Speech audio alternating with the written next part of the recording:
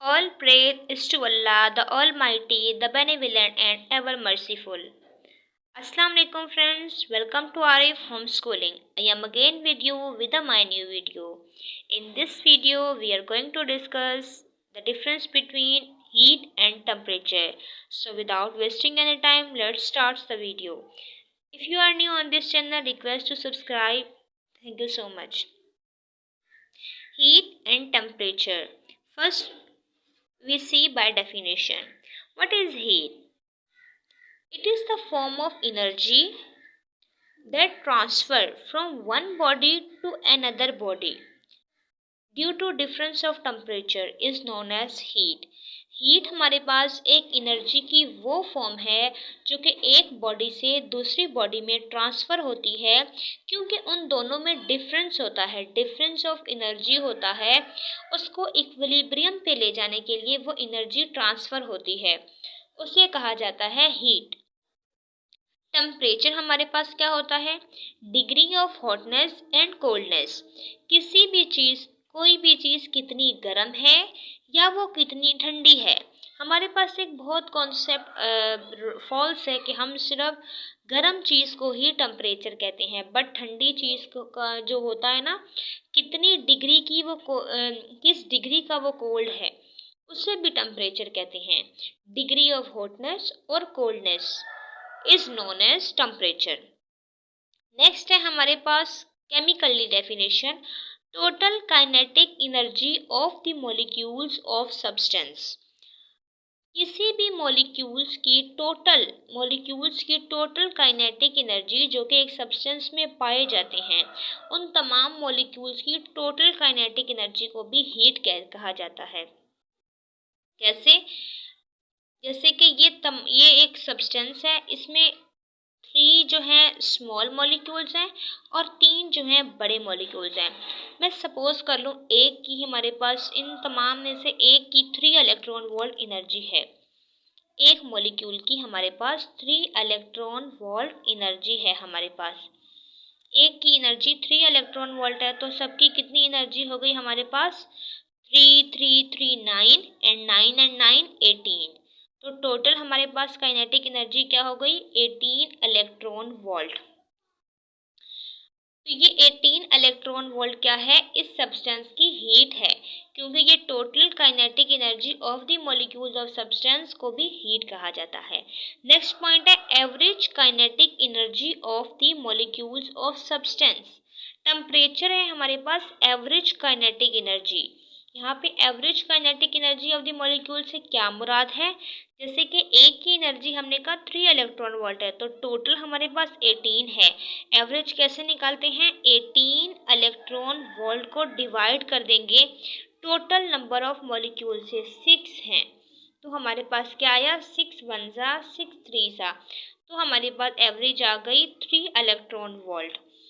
18 electron volt total kinetic energy आ गई substance के मॉलिक्यूल्स की, जो कि हीट है। एवरेज आ गई हमारे पास 3 इलेक्ट्रॉन वोल्ट, जो कि टेम्परेचर है सब्सटेंस का। मेजरमेंट, हीट को हम किस तरह से मेजर करते हैं? Through calorimeter. कैलोरीमीटर एक इंस्ट्रूमेंट है जिसके ज़रिए से हम हीट को मेजर कर सकते हैं। थर्मोमीटर हमारे पास बहुत कॉमन है, जिससे हम टेम्परेचर को मेजर करते हैं। Symbolize, how we can symbolize, कैसे हम इन्हें न्यूमेरिकल्स में सिंबल्स देते हैं? हीट को थ्रू कैपिटल क्यू से हम रिप्रेजेंट करते हैं। जहाँ भी कैपिटल क्यू होगा, इट्स मीन वो हीट को डोनेट कर रहा है, डिनोट कर रहा है।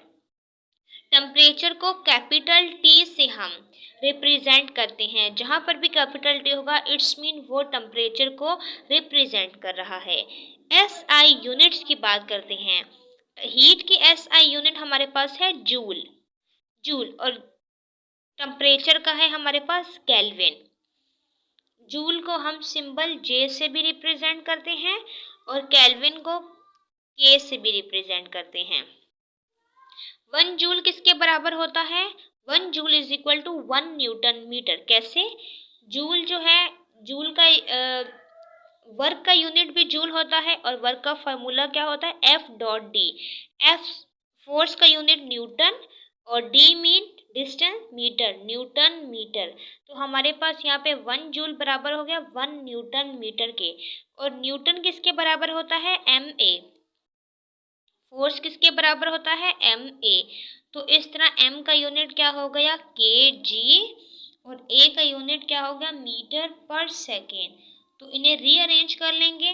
kg सेम आ गया, मीटर एक ये रहा, एक ये रहा, मीटर पर स्क्वायर हो गया सेकेंड स्क्वायर। तो 1 जूल बराबर होता है न्यूटन मीटर के भी। और जब हम F को फोर्स के फॉर्मूले को खोल देंगे तो हमारे पास बराबर हो जाएगा 1 किलोग्राम मीटर स्क्वायर पर सेकेंड। अदर यूनिट्स, हीट के जो अदर यूनिट्स होते हैं SI यूनिट्स के अलावा उन्हें दूसरे यूनिट्स में भी रिप्रेजेंट किया जा सकता है। 1 कैलोरी भी जो है हीट का यूनिट है। और 1 कैलोरी किसके बराबर है? 4.184 जूल के बराबर होता है। ये ज़्यादातर MCQs में पूछा जाता है या कि न्यूमेरिकल्स में कुछ इस तरह की वैल्यूज कीवर्ड्स दिए जा सकते हैं जिसकी वैल्यू हमें याद होनी चाहिए। अगर हमें याद नहीं होगी तो हम उसे डेटा में पुट करके आंसर नहीं निकाल पाएंगे। 1 BTU mean British thermal unit. ये 1 BTU भी हीट का यूनिट है। किसके बराबर होता है? 1055 joule. 1 BTU is equal to 252 calorie.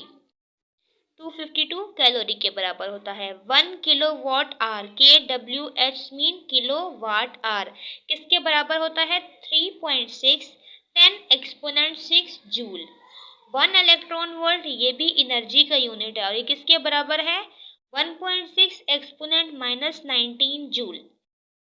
Temperature के दूसरे यूनिट्स क्या हैं? ये हमारे पास स्केल्स हैं जिनके ज़रिए हम टेम्परेचर को मेजर कर सकते हैं, जो कि केल्विन के अलावा है। सेल्सियस स्केल जो कि 0 डिग्री सेंटीग्रेड से 100 डिग्री सेंटीग्रेड तक होते हैं।